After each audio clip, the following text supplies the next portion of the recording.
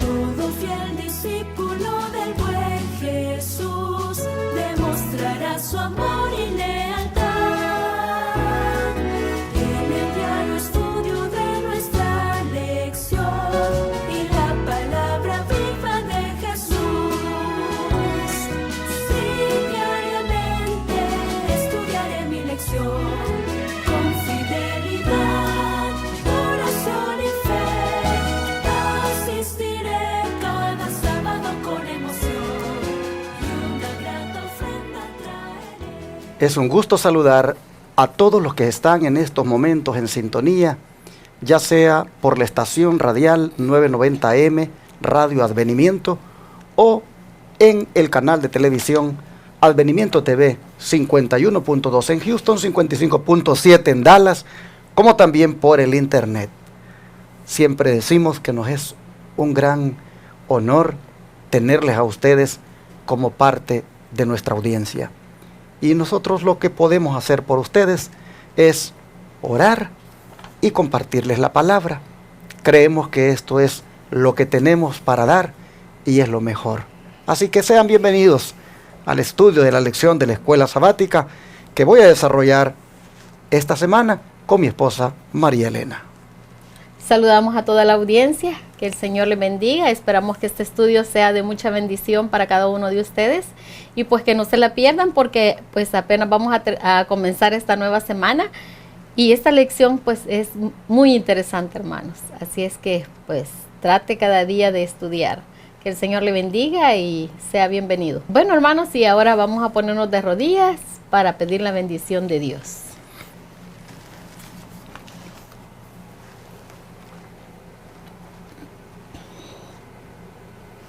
Bendito y eterno Padre Celestial, muchas gracias le damos en esta hora, Padre, por ese gran privilegio que nos da de la vida, Señor. Gracias porque usted es bueno y en su misericordia es que nosotros, Señor, cada día podemos disfrutar de su amor y de sus cuidados. Querido Padre Celestial, en esta hora pedimos de su presencia, que pueda instruirnos, Señor, al estudiar su santa palabra, que su Espíritu Santo nos instruya, que su Espíritu Santo, Señor, sea quien ponga en nuestras mentes y en nuestros corazones esa transformación, Señor, y ese gran amor, que podamos entender, Señor, estas lecciones tan preciosas, Señor, que son del plan de salvación, Padre, porque tienes mucho amor para nosotros y nos quieres que nadie se pierda, sino que todos nos arrepintamos, Señor. Bendíganos, Señor, en este estudio y que su presencia esté con nosotros en el nombre de Jesús. Amén. Amén. Amén. Getsemaní número 2 es el título de la lección para esta semana. Después de haber visto Getsemaní número 1, estoy seguro, hermanos, que nuestro concepto de el sacrificio de Cristo, sin duda ahora es todavía más grande, más solemne. Y en Getsemaní número 2, el Señor se propone que sigamos deteniéndonos a mirarlo allí en el Getsemaní. La lección para esta semana la vamos a abordar siempre desde la perspectiva de los discípulos, cómo ellos realmente no habían comprendido el plan de redención que nuestro Señor venía a ejecutar. Vamos nosotros a mirar ahora otra vez a los discípulos y su reacción allí en el Getsemaní. Pero, hermanos, yo quisiera que comencemos, ¿qué les parece? A partir de una semana antes de que llegara el Getsemaní, cuando el Señor dirige una pregunta a dos de sus discípulos y cómo luego en el Getsemaní mostraron su contradicción. ¿Qué discípulos fueron estos, María Elena, a quien el Señor les hizo una pregunta y cómo esa respuesta reveló realmente que su carácter todavía estaba muy deficiente? Bueno, vamos a ver qué nos dice el libro de Mateo, capítulo 20, versículo del 20 al 22. Entonces se le acercó la madre de los hijos de Zebedeo con sus hijos, postrándose ante él y pidiéndole algo. Él le dijo: ¿qué quieres? Ella le dijo: ordena que en tu reino se sienten estos dos hijos míos, el uno a tu derecha y el otro a tu izquierda. Entonces Jesús respondiendo dijo: no sabéis lo que pedís. ¿Podéis beber del vaso que yo he de beber y ser bautizados con el bautismo con que yo soy bautizado? Y ellos respondieron: podemos. Bueno, en esta lectura, hermanos, vemos a otros dos de sus discípulos que, igual que Pedro, pues tenían una autosuficiencia, ¿verdad? Aquí vemos como cuando el Señor les hace esta pregunta tan interesante, ellos dicen: sí, nosotros podemos. Pero hasta aquí todavía ellos no habían comprendido, hermanos, ese sacrificio al cual su Señor iba. Hasta aquí ellos no habían comprendido el amor de Dios y la misión que Él había traído a este mundo. Así es que estos discípulos hasta esta fecha pues todavía tenían egoísmo, arrogancia, autosuficiencia, y esas de alguna manera todavía son características de Satanás. Y esperemos que el Señor nos ayude para que pues nosotros también, ¿verdad?, hasta esta altura de que nosotros hemos aceptado al Señor Jesús, también nosotros nos abstengamos de estas características tan feas, porque pues los tiempos que estamos viviendo y los tiempos que vienen son difíciles, hermanos. Y si nosotros no pensamos en nuestra vida espiritual, cómo la llevamos, y con estas características que Satanás tiene y que nos las da a nosotros, porque nosotros pues le permitimos, ¿verdad? Entonces esperamos que el Señor nos ayude para que pues seamos más conscientes acerca de este gran sacrificio que nuestro Señor ha hecho por nosotros. Retomando lo que mi esposa acaba de mencionar, de que ellos no comprendían, queda debidamente sustentado en el verso 22, cuando Cristo dice que le dijo: no sabéis lo que pedís. Y efectivamente, hermanos, una persona que no sabe lo que pide es porque no comprende las implicaciones de lo que está pidiendo, o incluso el tiempo en que lo pide. Miren, si ustedes ven en los versículos anteriores, desde el 17 al 19, Jesús está diciéndoles que van para Jerusalén y que allí Jesús les dice va a ser entregado a los principales sacerdotes y a los escribas, y que lo van a condenar a muerte, y que lo van a entregar a los gentiles, o sea, a los romanos, para que lo escarnezcan y lo azoten y lo crucifiquen. Hermanos, ¿cómo es posible que mientras Jesús está poniendo en la mente de ellos lo que le va a suceder a él, estos dos discípulos estén poniendo pues su mente en las ambiciones mundanales? Porque están ambicionando puestos, están prácticamente queriendo estar el uno a la derecha y el otro a la izquierda. Como mi esposa ha destacado, un egoísmo tremendo, porque eso se hizo sin tomar en cuenta a los demás. Se hizo como pues nosotros primero. Interesante cómo, hermanos, el egoísmo muchas veces nos ciega, de tal manera que están diciéndonos de lo que viene, de lo que va a pasar, y nosotros venimos con otro tipo de propuestas. Realmente los discípulos mostraron cuán débiles estaban de carácter, y no solamente mostraron su egoísmo, sino que también pues mostraron su autosuficiencia al decir: sí podemos. Si hubieran ellos entendido qué quería decirles Cristo cuando les dice: ustedes podrán ser bautizados con el bautismo que yo voy a ser bautizado. O antes les dice: podrán ustedes beber el vaso que yo voy a beber. Si ellos supieran que el vaso que Cristo iba a beber era el vaso de los sufrimientos, y el bautismo en el cual iba a ser bautizado era el bautismo de su muerte. En otra ocasión él dijo: de un bautismo tengo que ser bautizado, y cuánto me angustia, dijo, cuánto me angustia para que llegue. Y Pablo dijo: ¿No sabéis que todos los que han sido bautizados en Cristo habéis sido bautizados en su muerte? La sierva del Señor dice que era un bautismo de sangre el que le esperaba al Señor. Así que los discípulos dicen, podemos. No comprendían realmente las implicaciones de ese podemos. Solo eran palabras de autosuficiencia.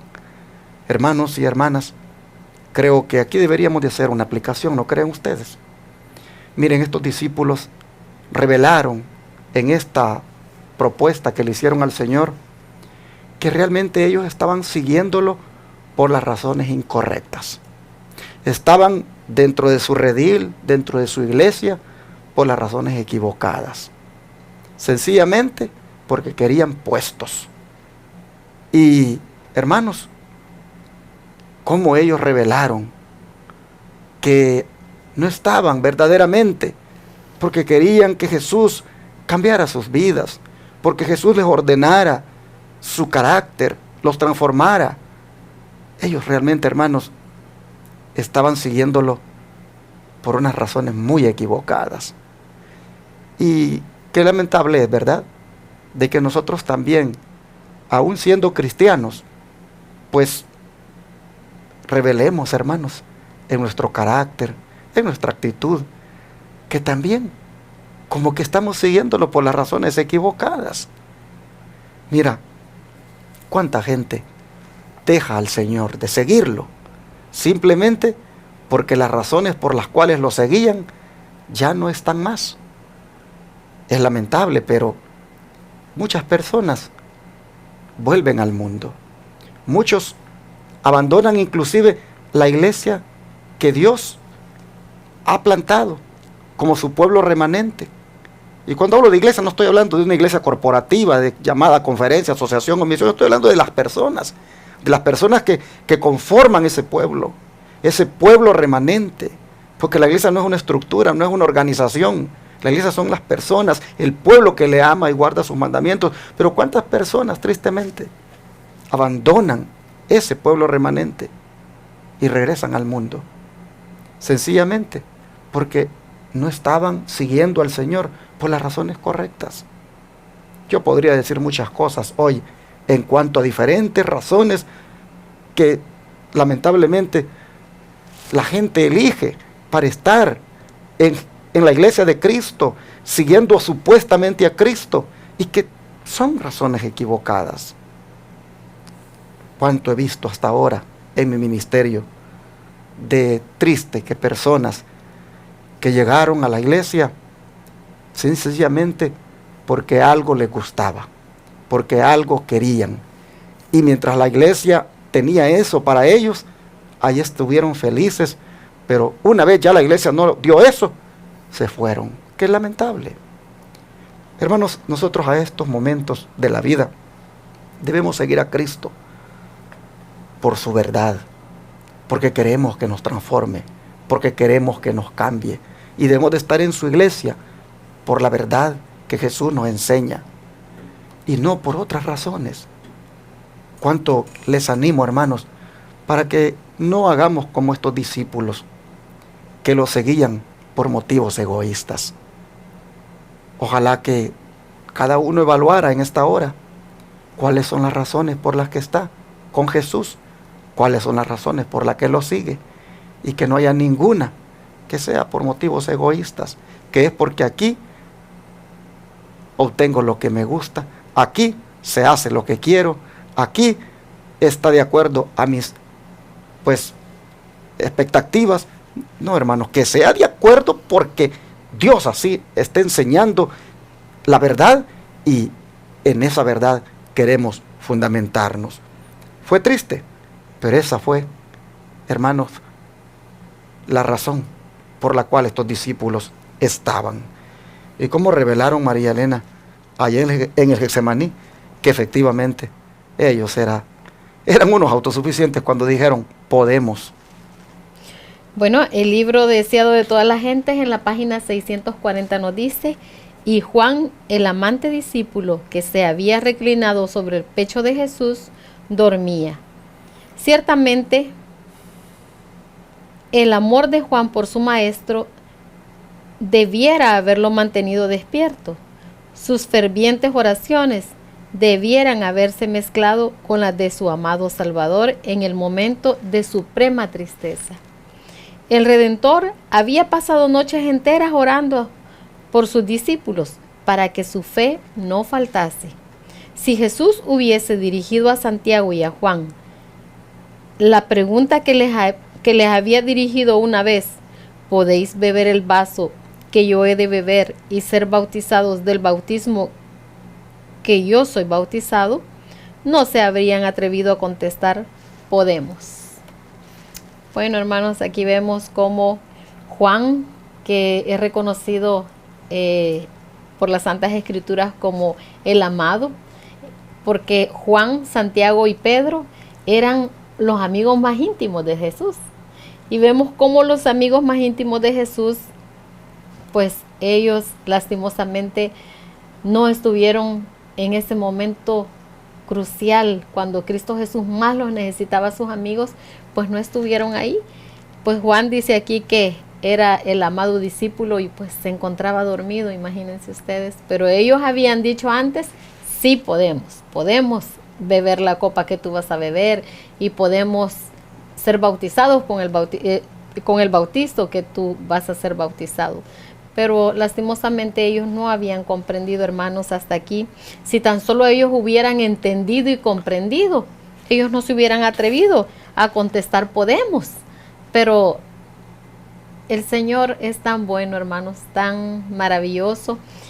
Y vemos cómo el Señor, a pesar de todo, Él no sintió ningún rencor con ellos, no se enojó, no se enfadó, sino que Él siempre se mantuvo amándolos a ellos. Y eso es algo bien importante que nosotros deberíamos de aprender.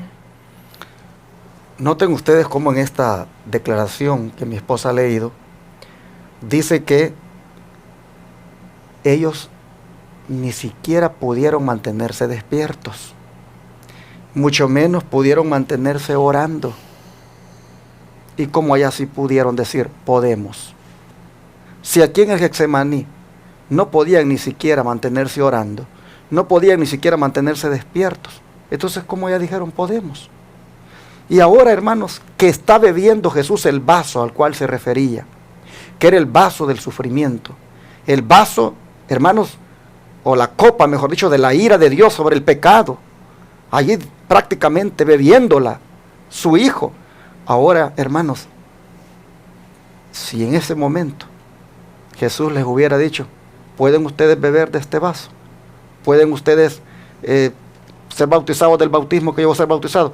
Ellos dicen que, dice la sierva del Señor, no hubieran dicho podemos, porque lo que él estaba experimentando era terrible. Pero aún así, María Elena, aunque estos discípulos fueron débiles, aunque ellos mostraron esa debilidad de carácter con ese pedido, y lo demuestran realmente aquí en el Getsemaní, aún así, como el Señor fue de bueno, que les dio unas palabras allí tremendas que debemos nosotros aplicar a nuestra vida hoy también, unas palabras de simpatía tan hermosas que les dijo. ¿Cuáles fueron? Bueno, vamos a ver qué nos dice el libro de Mateo 26, versículo 41. Y les dice: velad y orad, para que no entréis en tentación. El espíritu a la verdad está dispuesto, pero la carne es débil. Bueno, hermanos, aquí vemos que es impresionante ese amor de nuestro Señor Jesús, esa paciencia, esa ternura con que Él le dice a sus discípulos: velen, oren, porque el espíritu está dispuesto, pero la carne es débil. Porque allí el Señor, Él ya había experimentado, hermanos, en todos esos años que había venido aquí a este mundo, Él había experimentado el ataque del enemigo. Ya el diablo le había puesto muchas trampas para que Él cayera y que pecara. Pero Él, con esa dependencia de su Padre, hermanos, había logrado esa victoria de no pecar. Y el Señor sabía que los discípulos estaban muy débiles. Él podía comprender. Es más, Él tenía muchas cosas que haberle dicho en cuanto a su muerte y en todo lo que iba a padecer, pero él dice que no se lo dijo porque ellos no estaban preparados. Entonces aquí vemos ese amor tan grande de cómo, a pesar de que ellos no les respondieron en los momentos más difíciles, en el momento de tristeza, en ese momento de que él sentía que se moría, a pesar de que ellos no estuvieron velando y orando con él, y ni para ellos mismos, el Señor aún así les dice, como quien dice, yo los entiendo, pero tienen que velar y orar, porque vienen días muy difíciles, porque lo que van a pasar no es fácil, y es necesario que ustedes tengan una fe que no los quebrante, que no los haga retroceder. En esta palabra que el Señor le dirige a los discípulos, está implícito, hermanos, el hecho de que el ser humano pues tiene dos naturalezas, una carnal y otra espiritual. Y el asunto es que para que prevalezca la espiritual sobre la carnal, Jesús está diciendo, es necesario orar. Y para que nosotros veamos que no se trata de una oracioncita allí de vez en cuando y a la carrerita, habla de velar, es decir, de dedicarle tiempo suficiente a la oración. Hermanos y hermanas, aún en el Getsemaní Jesús nos dice cómo el cristiano puede vencer las tentaciones. Es velando y orando. Ustedes saben, hermanos, que carnalmente nosotros constantemente el enemigo nos tienta para darle gusto a la carne. Y Jesús lo sabe. Y por eso aún en el Getsemaní nos dice, ¿quieren ustedes contrarrestar ese ataque del enemigo a través de los deseos de la carne? Entonces dice el Señor, velen y oren, porque el espíritu quiere, pero la carne es débil, y la única manera de vencer esa carne es orando. Yo no sé, hermano, hermana, a este momento, cómo tú te encuentras. Si estás débil por alguna razón, al punto de que los deseos de la carne prevalecen en tu vida y constantemente estás fallándole al Señor, cayendo en el pecado, siempre estás yendo a consumir drogas y vas a la iglesia, siempre estás de vez en cuando bebiendo cerveza y vas a la iglesia, siempre, hermano, estás por ahí fornicando sin estar casado y vas a la iglesia, o cometiendo adulterio, siéndole infiel a tu esposo o a tu esposa y vas a la iglesia. Si tú sientes, hermano, que esos deseos carnales te están haciendo caer, caer y caer, Jesús te dice hoy, mira, vela y ora para que no caigas en esa tentación. Porque tú quieres hacer lo recto, pero tus deseos carnales te dominan. Vela y ora. Hermanos, estos discípulos ya habían caído en la tentación. ¿En cuál tentación? En la tentación del egoísmo. Cuando vinieron y pidieron para ellos algo que también era para otros. Y también cayeron en la tentación del orgullo, de creer que ellos se la podían toda y que no había ningún problema, que cualquier vaso que tuviera que beberse y cualquier bautismo que tuvieran que pasar, ellos pues lo pasarían. Cayeron en esa tentación. Pero estaba por caer, hermanos, en otra tentación que venía. Y era la de abandonar a su Señor cuando apareciera Judas con los soldados. Esa tentación de abandonarlo, de dejarlo, hermanos, de apostatar. Esa tentación estaba todavía por llegar. Y Cristo les dice, velen y oren para que no entren en tentación. Ya entraron en las tentaciones que mencioné. Y ahora están por venir las siguientes. Y el Señor, ¿cuánto se preocupa por ellos? Y les dice, velen y oren. Nosotros también, hermanos, necesitamos velar y orar.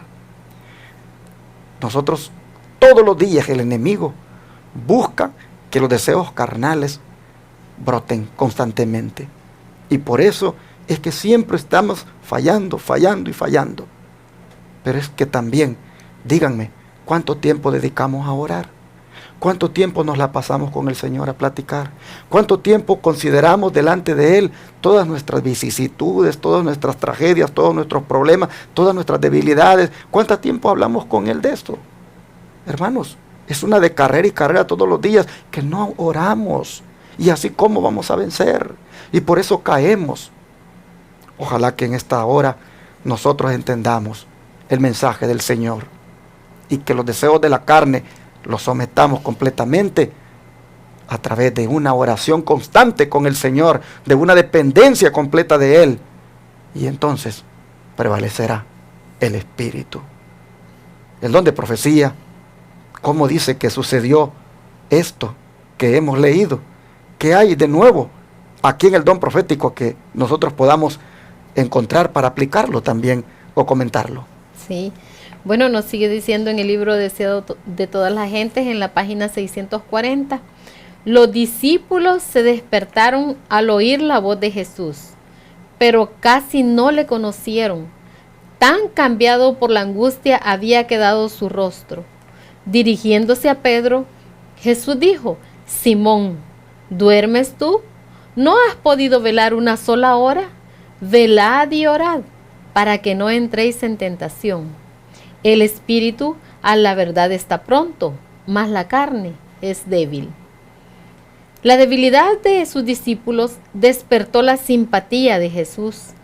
Temió que no pudiesen soportar la prueba que iba a sobrevenirles en la hora de su entrega y muerte. No los reprendió, sino dijo: velad y orad para que no entréis en tentación. Aún en su gran agonía, procuraba disculpar su debilidad.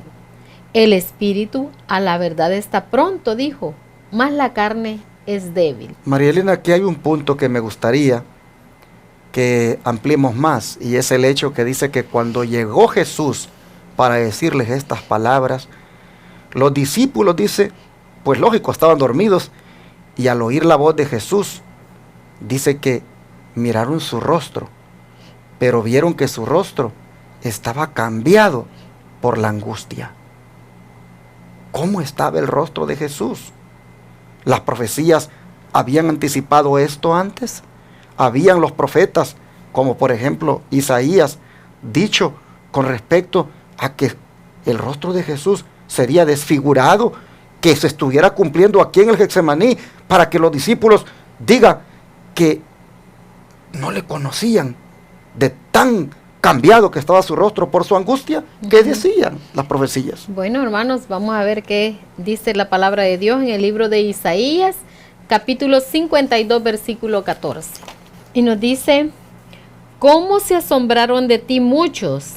De tal manera fue desfigurado de los hombres su parecer, y su hermosura más que la de los hijos de los hombres. Tremendo. De tal manera fue desfigurado de los hombres su parecer. De tal manera, me acuerdo de aquel otro: de tal manera amó Dios al mundo. Sí. Como aquel de tal manera amó Dios al mundo es demostrado aquí. Es demostrado. Al punto de que su hijo, su rostro, es desfigurado. Y por eso la sierva del Señor dice que los discípulos le vieron el rostro tan cambiado debido a la angustia. ¡Qué tremendo! Se sorprendieron, dice, de mirar el rostro del Señor, cómo estaba de cambiado, hasta el punto que, mira lo que dice los versículos 2 y 3 de Isaías 53. Dice: subirá cual renuevo delante de él, y como raíz de tierra seca, no hay parecer en él, ni hermosura. Le veremos más sin atractivo para que le deseemos. Despreciado y desechado entre los hombres, varón de dolores, experimentado en quebranto, y como que escondimos de él el rostro, fue menospreciado y no lo estimamos. ¿Alguna vez, hermano, hermana, has escondido tú el rostro de alguien que está bien desfigurado a su cara? Es decir, ¿has evitado mirarlo? ¿Sabes que yo lo experimenté una vez? Que escondí el rostro, evité mirarlo prolongadamente, pero no fue por menosprecio, no fue porque yo lo desechara, sino sencillamente porque me dio mucha pena, mucha compasión al verle cómo estaba de desfigurado. Se trataba de un señor que, visitando hogares, pues me lo encontré y qué triste. Él padecía de una enfermedad donde toda su piel era así como escamas de pescado. Y entre una y otra parte de la piel que estaba como cortada, ahí, hermano, se miraba que ya la sangre brotaba. Él no se podía rascar porque inmediatamente sangraba. Pero lo más dramático fue verle su cara. Oh, eso estaba completamente desfigurado. Aparté mi mirada inmediatamente. No soporté. Me dio mucha compasión, mucha tristeza de verle cómo realmente estaba desfigurado. Estoy diciendo esto porque estoy tratando de imaginarme esto que dice aquí la Biblia, de que tanto fue el Señor, dice, su rostro desfigurado, que prácticamente quedó sin atractivo, como para desear verlo.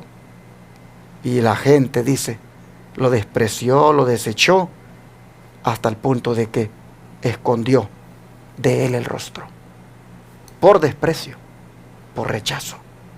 Ah, mis hermanos, ¿cómo habrá estado el rostro del Señor? ¿Cómo estaba en esa grande agonía, en esa gran angustia terrible? Porque estaba cargando con los pecados tuyos, mi hermano, y con mis pecados. Y era una angustia terrible que lo separaba de su Padre. Cuán intensa era la angustia, que hasta el rostro se le había desfigurado. Y los discípulos notaron ese rostro, al punto de que ni le conocieron de cómo estaba. Cumpliéndose las profecías, hermanos, allí en el Getsemaní, al pie de la letra. Y bueno, después de esto, Jesús regresó otra vez al lugar donde había estado orando. Y como el don de profecía de María Elena describe la experiencia o el sufrimiento de Cristo ahora que va de nuevo a orar.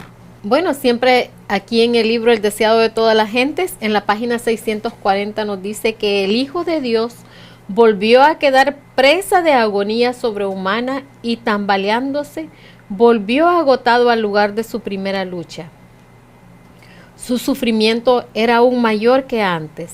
Al apoderarse de él la agonía del alma, fue su sudor como grandes gotas de sangre que caían hasta la tierra. Los cipreses y las palmeras eran los testigos silenciosos de su angustia. De su follaje caía un pesado rocío sobre su cuerpo postrado, como si la naturaleza llorase sobre su autor que luchaba a solas con las potestades de las tinieblas. 3 cosas aquí son mencionadas en este relato que creo debo destacar. El primero es que la sierva del Señor, Elena White, diga de que Jesús volvió agotado al lugar de su primera lucha. Ella está presentando, hermanos, la experiencia de Jesús en el Getsemaní como un combate que se está haciendo en 3 ocasiones. Y cada ocasión es más intensa la lucha. En la primera, nosotros vimos que el rostro estaba desfigurado por la grande angustia. Pero en esta, nosotros vemos, hermanos, que el Señor ha llegado al punto de que su sudor, dice, es como grandes gotas de sangre que caen hasta la tierra. Fue un estrés tan terrible, hermanos, que nadie lo ha experimentado y que lo llevó al punto de que la sangre se mezcló con el sudor. Oh, qué tremendo eso. No sé, ese cuadro, hermanos, es realmente demasiado fuerte para uno describirlo. ¿Cómo puede eso que sale sangre mezclada con su sudor? Un sudor sangriento es el que el Señor, hermanos, está teniendo ahora. Qué triste que nuestro amado Jesús haya sufrido todo eso por el orgullo de nosotros, por el egoísmo de nosotros, por la autosuficiencia de nosotros, por nuestro pecado, por nuestras transgresiones. Fue tan terrible esta lucha que dice que hasta los cipreses y las palmeras derramaron rocío sobre él, como indicándole que lloraban al mirarle sufrir. Lloraban también al ver a su autor a solas, luchando con las potestades de las tinieblas. Hermanos, esto es algo que lo vamos a comprender mejor cuando se lo preguntemos personalmente allá en el cielo, y que Él nos cuente su propia pasión, que Él nos diga hasta dónde fueron estos sufrimientos. Pero por lo que uno mira aquí, esto, hermanos, es algo demasiado fuerte, demasiado profundo lo que el Señor experimentó. De manera que, para terminar, yo quiero decirte, hermano, es bueno que nosotros ahora evaluemos nuestra vida y miremos si hay en nosotros lo mismo que había en aquellos discípulos que lamentablemente ahora dormían, que lamentablemente ahí no podían ni siquiera mantenerse orando, mucho menos despiertos. Qué bueno, hermanos, que nosotros miremos a ver si no tendremos nosotros las mismas debilidades de carácter que ellos tenían, como son la de ser egoístas, como son la de ser autosuficientes, y como es la de estar siguiendo a Cristo por las razones equivocadas. Hermano, hermana, estamos viviendo en los tiempos finales, y este es un momento para uno seguir a Cristo por las razones correctas, y es solamente por amor, y es solamente porque Él me enseña su verdad, y yo quiero vivir esa verdad, y, hermanos, respetarle guardando sus mandamientos. Mira, no es el tiempo para estar considerando si me aparto del Señor o me mantengo todavía en su redil. No es el tiempo para eso, hermanos. Este es el tiempo para uno decirle al Señor: me rindo a ti. Para uno decirle al Señor: Padre, me arrepiento de mis pecados. Perdóname por todo lo que he provocado en ti, ahí en el Getsemaní, con mis orgullos, con mis egoísmos, con esta forma de vivir, ambiciosa inclusive. Hermanos y hermanas, yo quiero animarte para que te dejes conmover por el Espíritu Santo como resultado de este estudio. Si esto no te conmueve, hermano, como decía alguien por allá, ¿qué más te puede conmover? Así que, hermano, abócate, dedica tiempo y aplica estas palabras a tu vida. Y como los discípulos, hermano, hermana, ahora tú también recibe la amonestación, recibe la exhortación y decídete de una vez a que tu carácter el Señor te lo transforme. Por supuesto, tienes que tener una vida de oración, porque si no te vuelves al Señor en oración y ruego, nada va a ocurrir. Jesús lo dijo claro: no hay forma de que la carne con sus debilidades sea doblegada y que el Espíritu prevalezca, a menos que se vele y se ore. ¿Quieres tú velar? ¿Quieres orar? Yo lo quiero hacer. Mi esposa también lo quiere hacer. ¿Qué te parece si en estos momentos oramos y le pedimos al Señor que nos ayude para seguirlo por las razones correctas, pero también que volvamos a ser esas personas de oración que de rodillas ganan la victoria? Sí. Esto es lo que hemos aprendido hoy en la primera lección de esta que se llama Getsemaní número 2. Vamos a agradecerle al Señor y a pedirle su ayuda.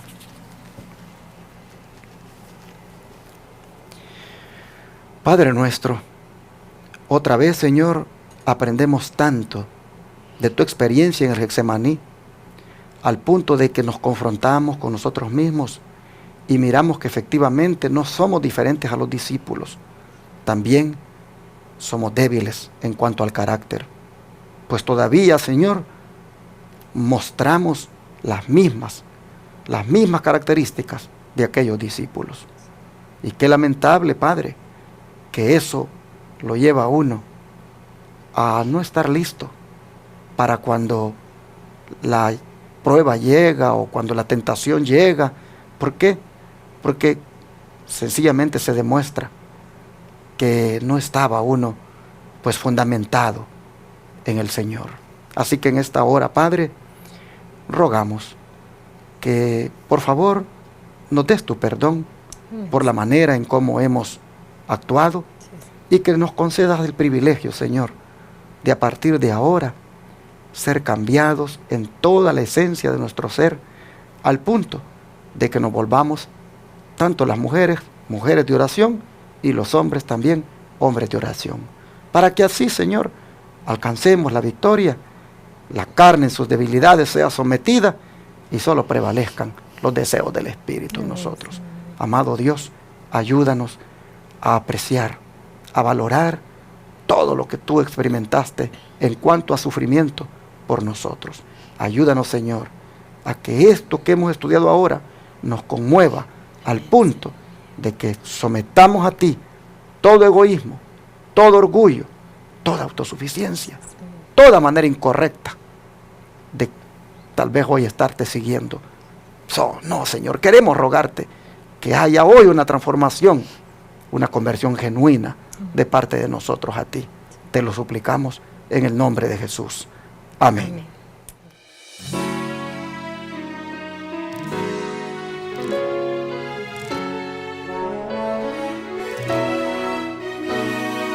Todo fiel discípulo del buen Jesús demostrará su amor y